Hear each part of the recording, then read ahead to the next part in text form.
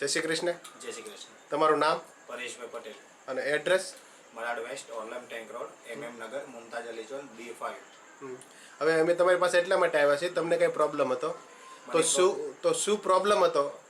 મને પાચન ક્રિયા એકદમ નબળી હતી. હા હા.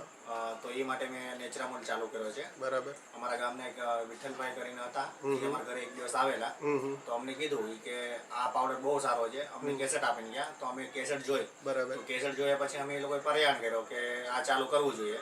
તો અમે પાવડરનો ડબ્બો લઈને ચાલુ કર્યો. બરાબર. ચાલુ કર્યા પછી અમને રાહત લાગી, તો અમે મેમ્બર બની ગયા. બરાબર.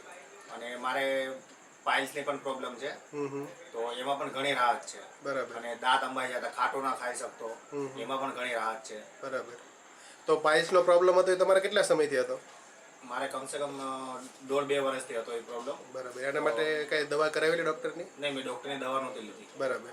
અને જે દાંતનો પ્રોબ્લેમ હતો એ એકદમ સોલ્વ થઈ ગયો. એટલે એનાથી શું થતું તમને દાંતથી? હું ખાટું ના ખાઈ શકતો, અને કોઈ ખાટું ખાતું હોય ને તો હું જોઈ ન શકતો. બરાબર.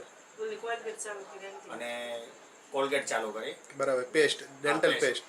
બરાબર. જે નેટસોટ કંપનીની આવે છે હા, એ મેં ચાલુ કરી છે. તો એનાથી મને ઘણી રાહત છે. બરાબર. દાંતમાં બહુ ફરક પડી ગયો? બહુ ફરક પડી ગયો. બરાબર. જે પાચન ક્રિયા નબળી હતી એમાં એ એકદમ 100% ફરક પડી ગયો. બરાબર. તમે કેટલા સમયથી નેસરામાં લ્યો છો? હું 6 મહિનાથી લઉં છું. બરાબર. એટલે કઈ રીતે લ્યો છો? હું સાંજે સવારે 1 ચમચી લઉં છું. બરાબર. એટલે રેગ્યુલર બે ટાઈમ લ્યો છો કે અત્યારે એક સમય? અત્યારે એક ટાઈમ લઉં છું. બરાબર. 2 ટાઈમ કેટલા સમય લીધો? 1 મહિનો.